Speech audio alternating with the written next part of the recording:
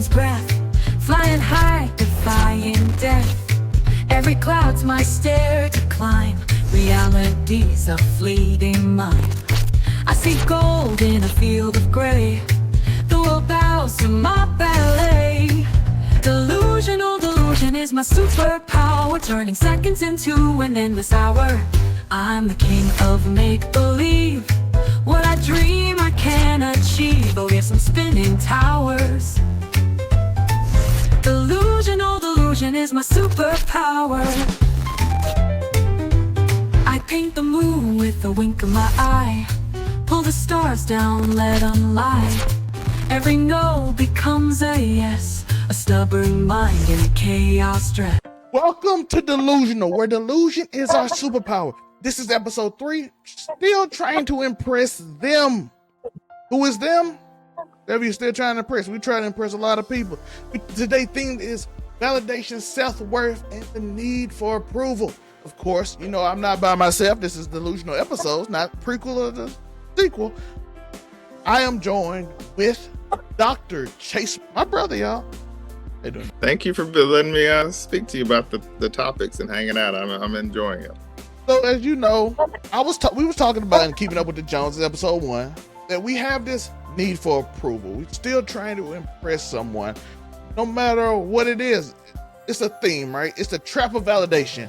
Social, romantic, professional, just any type of thing like that. We are continually trying to impress someone, and there's nothing wrong with it. It's like a natural thing. But when does it become toxic? When does it become a bad thing? When do we need to notice that we are doing it and the actions that we perceive and do, and how does it affect other people? Yeah, I think it's like you said, it's natural. We're if you just I'm a school psych, so we often talk about behavior that's like kind of external in nature. So or we think about like kind of the field of sociology. A lot of times we operate in groups, and they're just different aspects of ourselves that really depend on socialization and depend on people just kind of like validating us or telling us that we're good or making us feel good about ourselves. I remember I was watching some show even when I was a kid, and one of the things that stood out was the host was saying that everybody just wants to be heard and to feel seen, right? That's kind of a core part of who we are. And so that's natural, but I think it's important to recognize, like you talked about, when does it become almost not necessarily a pathology or something that creates a lot of negative things in our lives, but it can, depending on kind of the level that we're focusing on that external validation or trying to impress people or living our lives for other people, we tend to kind of lose who we are. So once we stop recognizing who we are, or even kind of recognizing that there's an internal core of validation, kind of internal versus external. Once we kind of lose that internal part, or we stop recognizing who we are as a person internally, our values, our beliefs, just kind of our core person, that's where we start to really lose connection. That's where we start to really not see or even have direction in where we want to go.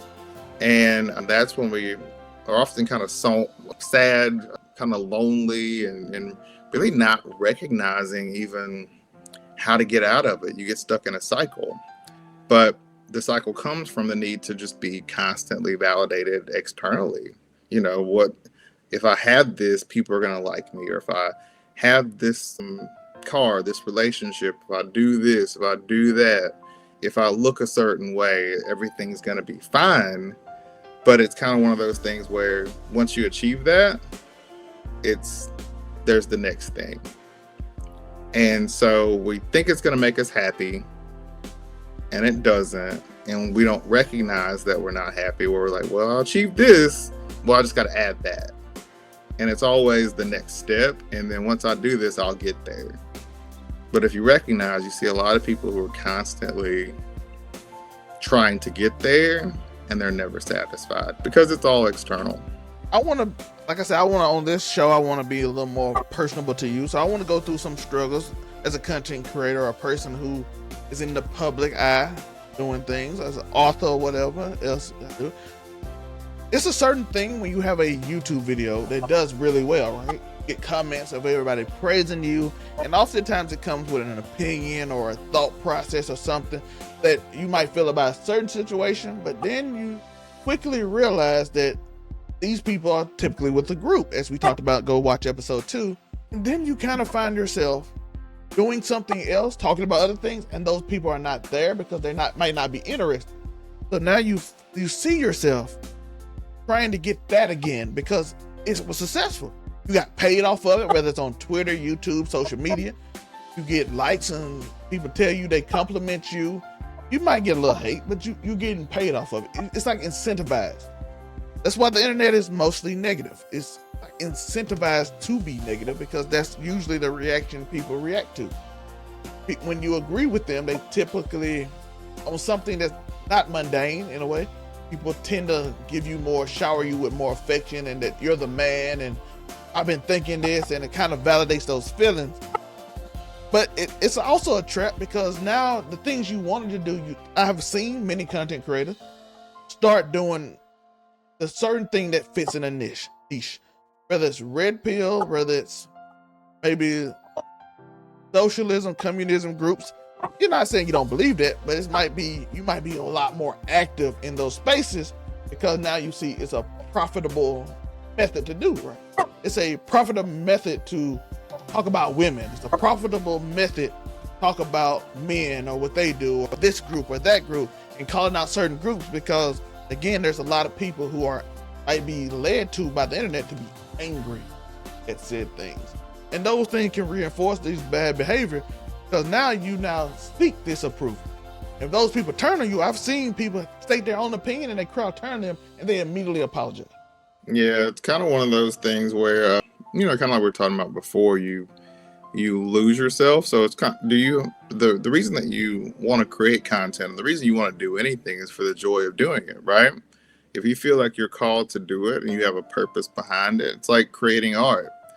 If I created art and I really love art, but then I'm always trying to monetize that art, eventually I'll lose the love for the art that I had, right? It becomes like not something that's creative or something that is genuine. It becomes more of I'm just replicating things that I've seen.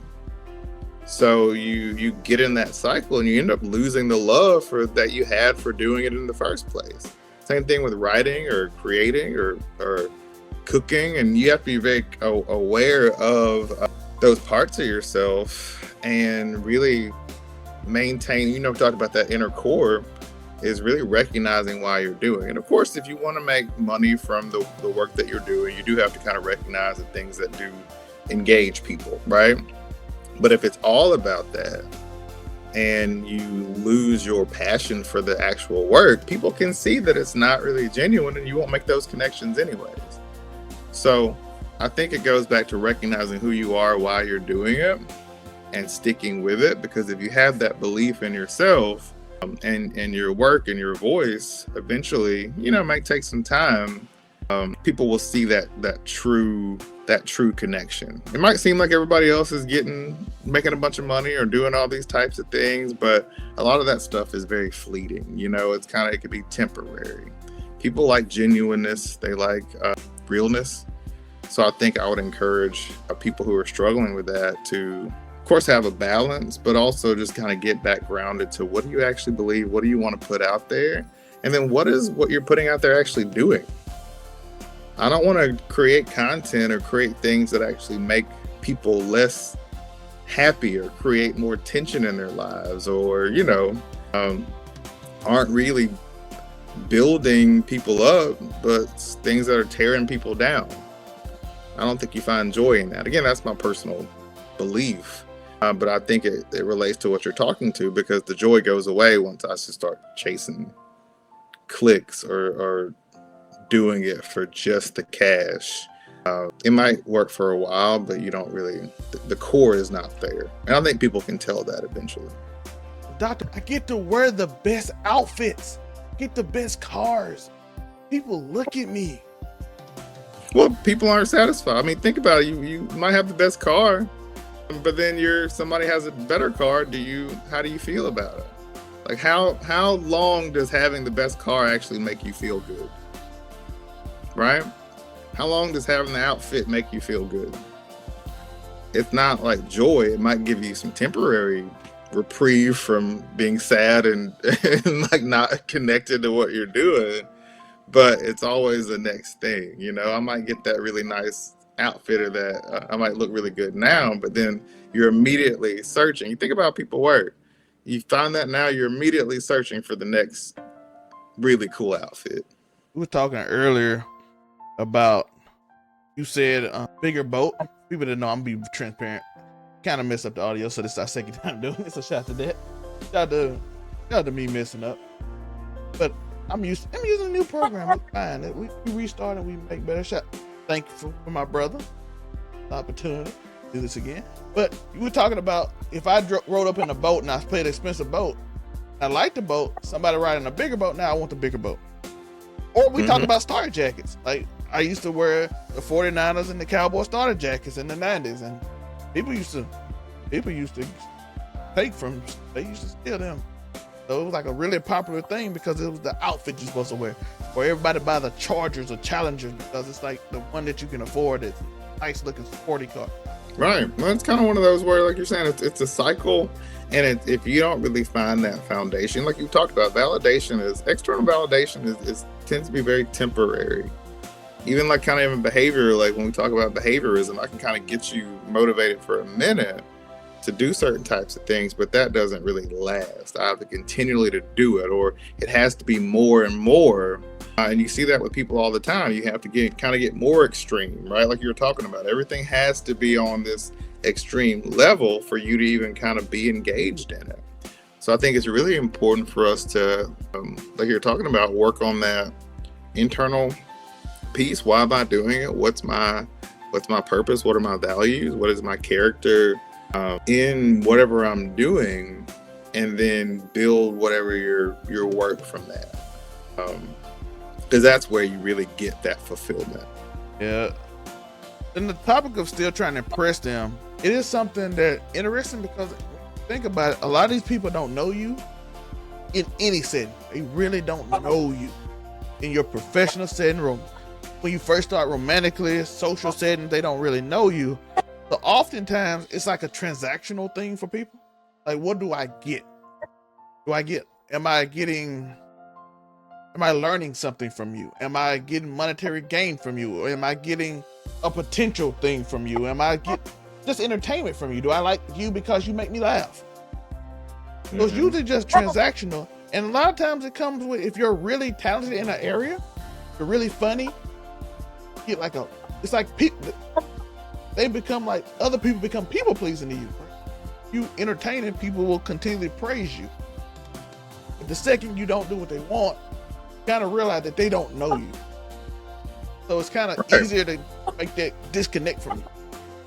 Well, and that's why you have to have your, like we talked about, that's why you have to have your true relationships. You have to have true connection with a group of people and friends and people that are really there for you. You build strong bonds, because otherwise, and that is, it's external in some extent, but it's a true developed relationship with people.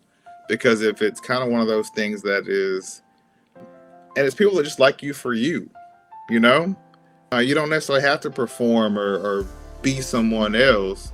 You can just be, and you have to work on being like that, right? You have to work on developing those types of people and being vulnerable around people, not putting on a show. I always talk to people about putting on a mask. Sometimes we wear a mask all the time, right? And we think that I'm going to be the type of person that people think is like this.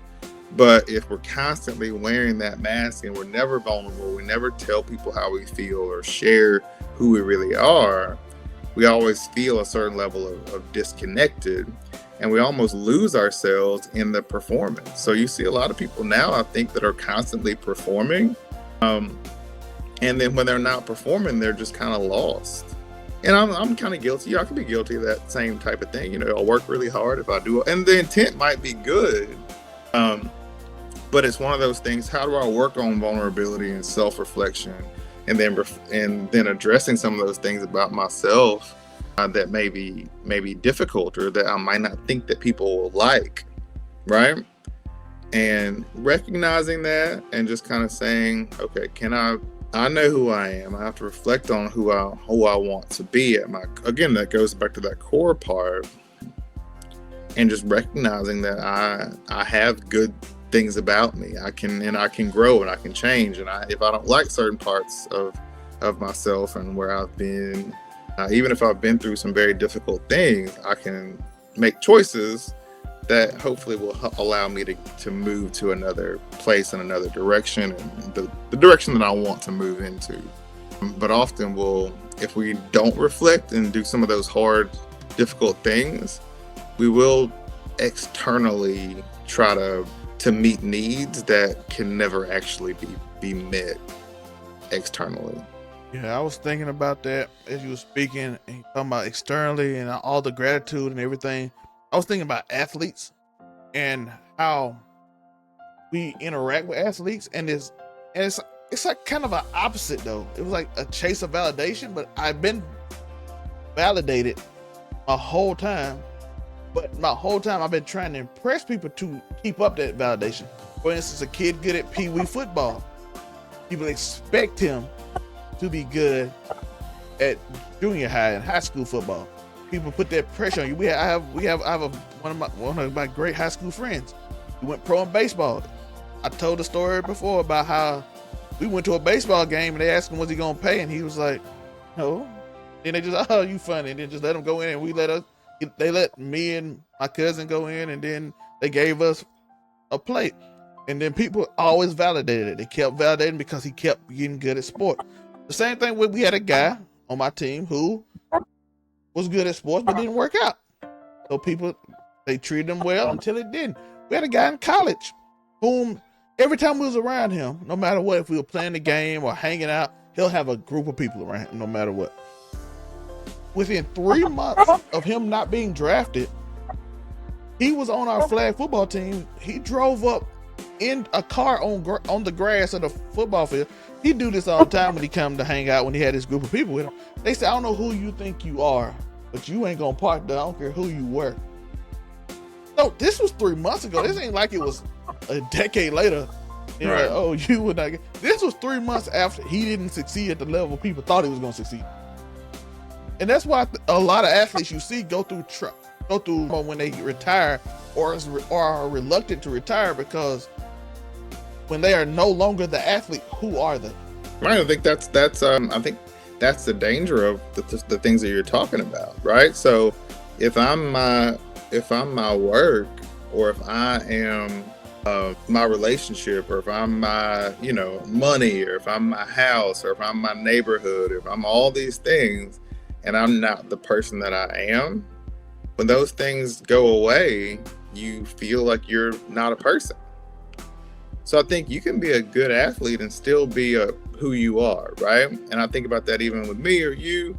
I might have a title of, I might have gotten a doctorate degree, but I'm a person. I'm Chase. That's not who if I acted like that, then the minute somebody questions me, or I don't know the answer to something, or if I don't present this way, or people view me this way, I might lose myself or really question who I am, right? So that's something that I've earned or gotten or was able to do through a lot of other experiences or people supporting me to be able to achieve those types of things. But that's an achievement. That's something that I did, not who I am, right? And we all do different things. That's why nobody's better than anybody else. We just have different experiences. We have different backgrounds where our lives put us in certain positions at times. And I think it's really important when we think about kind of impressing people. We're all kind of we're just the same.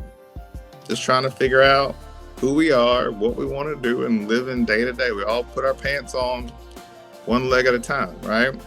And I think the more you recognize that, regardless of title or experiences or athletic ability or all those types of things, the happier we'll ultimately be, and the less stress we'll actually be under, because you see yourself as just like everybody else. Now, maybe I'll be able to I'm very proud to be able to do certain types of things and experiences. I don't say those are bad, but your experiences and the things that you have are just as good as the experiences and things that I have, right? And I hope that you can have that and more when I see somebody else out there. And I think that's an important way to exist, and a way that you can actually find joy with when other people are successful, or you can find peace in who you are when maybe things go bad.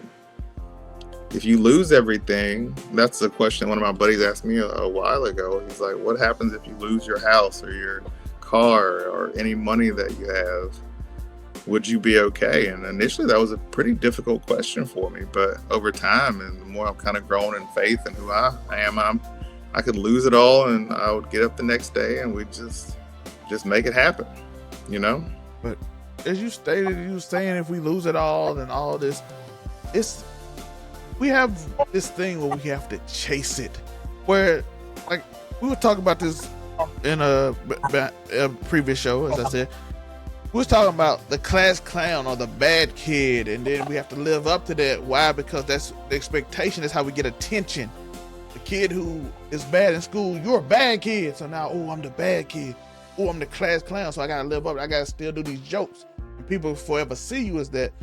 And it's all, and you stay in those modes, even if you outgrew them sometimes because of what? Fear of rejection.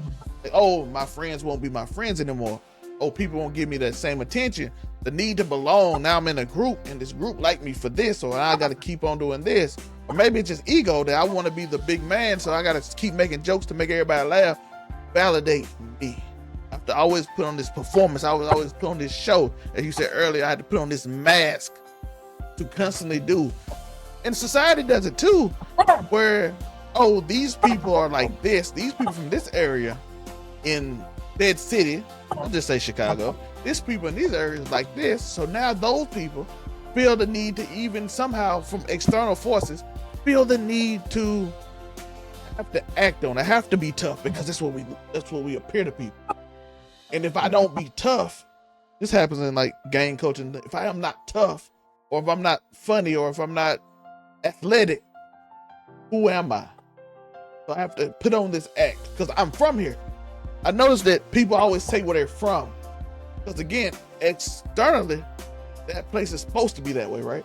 So when somebody like, you don't know where I'm from here, it's like to intimidate you and tell you that I'm this person, and that's literally what you said earlier, like put on a mask.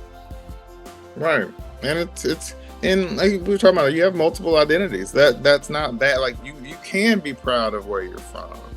You can be proud of your heritage, your background, and it's really, nobody has the right to kind of take that away from us, right?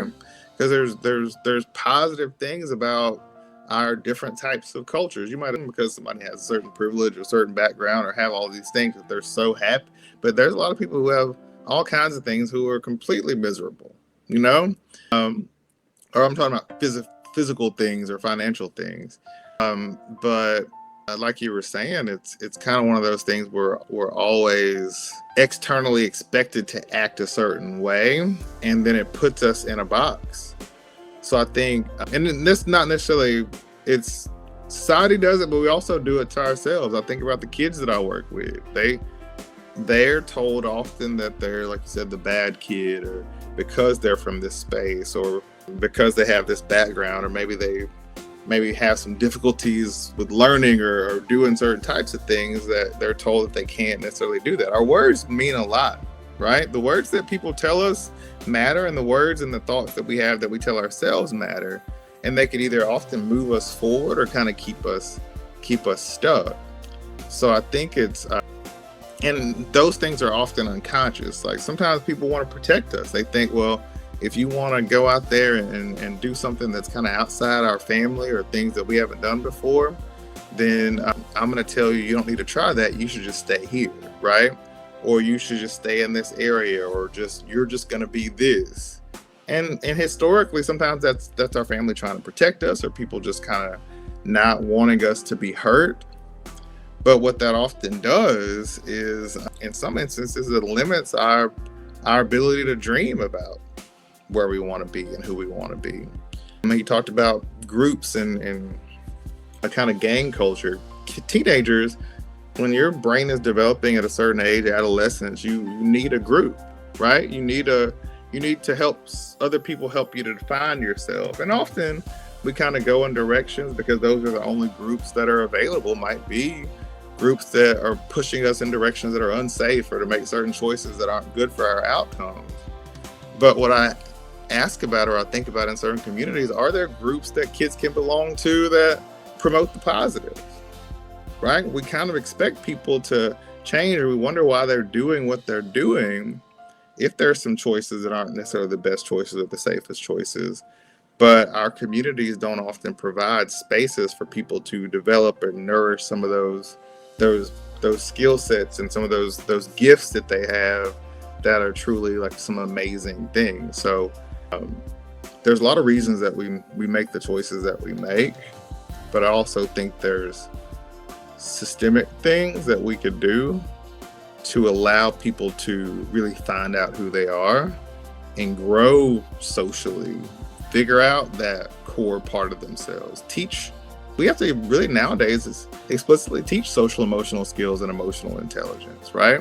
Self-awareness, social awareness, the ability to communicate and connect with other people and solve problems.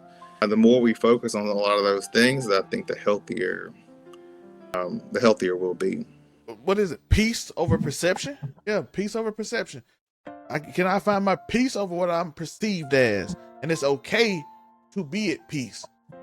It's a quote here, by the way. It's not my quote, but I found it. Confidence is quiet. Insecurity needs an audience.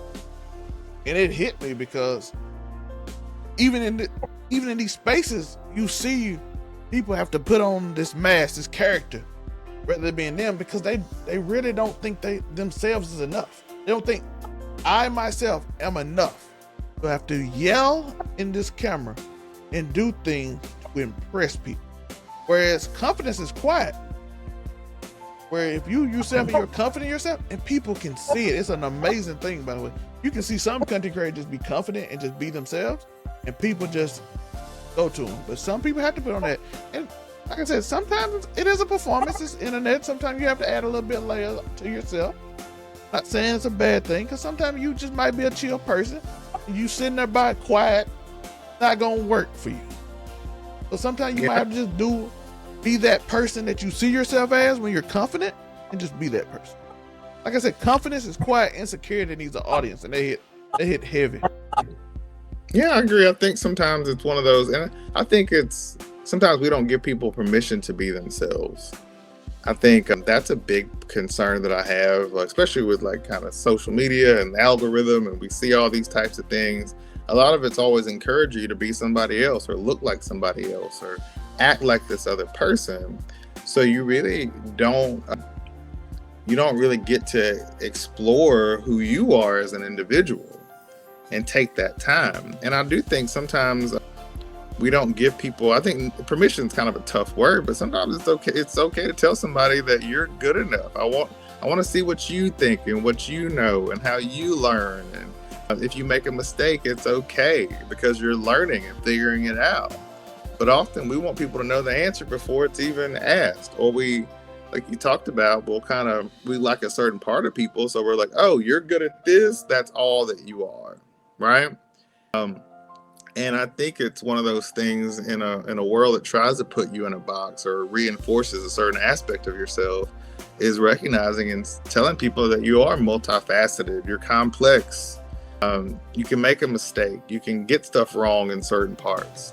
Maybe I'm not good at this, but I can learn. If I really want to do it, I can actually learn it. It's like kind of a growth versus a fixed mindset. A fixed mindset really doesn't, we don't really believe that we can achieve certain types of things, so we don't really try it even if we want to do that type of thing. A growth mindset's more, well, I might not be good at it now, or I might have challenges, but I can overcome challenges with hard work or perseverance or trying harder. And often we'll kind of, when people struggle, we give up or we don't want to try. And I think it's important to allow people to take time to grow and figure out who they are, and encourage them to really explore different parts of themselves and allow themselves to be just full, complex if you're smart, you don't have to tell people you're smart. Funny, you don't have to tell people you're funny. People. So that does come off as insecurity. So I agree with everything you said. And before we leave, I have to do this. This guy right here, they asked me when I was younger, who was my role model? I said me. I'm my role model. Who I want to be when I grow up, me. And they're like, he's being difficult, and probably the only time I ever thought I've ever been wrote up in my life was me being difficult in this frame of who do you want to be when you grow up. And I was like, if it's anybody, it'll be this guy. So I'll shout out to him. He's a great brother, amazing man, mentor, great to everybody. Appreciate this man so much. I want the world to know, if they see it, that that's how I feel about my, because like I said, people don't see us interact as much. You know, we talk a lot, but people don't see us in it. So I just want to know how I feel about Dr. McCullum. I appreciate that.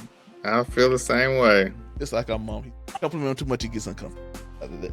But Dr. McCullum, where can they find you? What information you give? All of that. You can find me on my website. I have chase.com or advancedgrowthed.com. I have some books and some all kinds of courses and all kinds of things about special education, about social emotional learning, about character ed, and I'm constantly working on communication, those types of things. And also on social media, I try to put out some positive things like we talked about tonight. You want to really put out, just encourage in a world full of negativity, or the things that try to put people in kind of a down, negative space. You want to put out some things that are positive. So you can kind of find me on social media, trying to put out a few of those things, or even having people reflect on things that are hard, you know, like you were saying, sometimes it's kind of role models or people try to put all types of things on you, and you appreciate the kindness. So I appreciate your kind words, and I accept them. But I definitely poor microwave. I know. But you learn a lot, you grow, you develop, and we all make it. You see my cat back there. But I definitely appreciate it. And yeah, check me out on social media. Jason.com, go check them out. A lot of good information on their website, so make sure you do that. And remember, Delusional. Delusion is our superpower. And I want you, in this episode, I want you to think of like this. Flip the narrative. Being delusional enough to believe you're enough without applause. That delusional. Good. I appreciate y'all for watching. Like and subscribe. If you've been here this long, you probably like the video, so make sure you hit that notification button, as that subscribe button, and make sure you come back. We have a whole playlist, a whole series. Next week is learning to love and leave people where they at. It's going to be a 2-parter, so make sure you're here for that. One at 11 next Saturday and one at 1. It's going to be 2 different people, and I think it's going to be a great show. And then the week after that, we have another episode coming that I'm looking forward to. It's going to be some great content and episodes coming out. I appreciate y'all watching.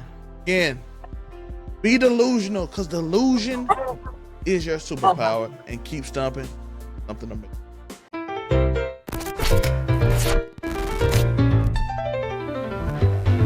I'm a kite in a hurricane's breath, flying high, defying death. Every cloud's my stair to climb. Reality's a fleeting mind. I see gold in a field of gray. The world bows to my ballet. Delusional delusion is my superpower, turning seconds into an endless hour. I'm the king of make-believe. What I dream I can achieve. Oh yes, I'm spinning towers. Delusional delusion is my superpower. I paint the moon with a wink of my eye. Pull the stars down, let them lie. Every no becomes a yes. A stubborn mind in a chaos dress.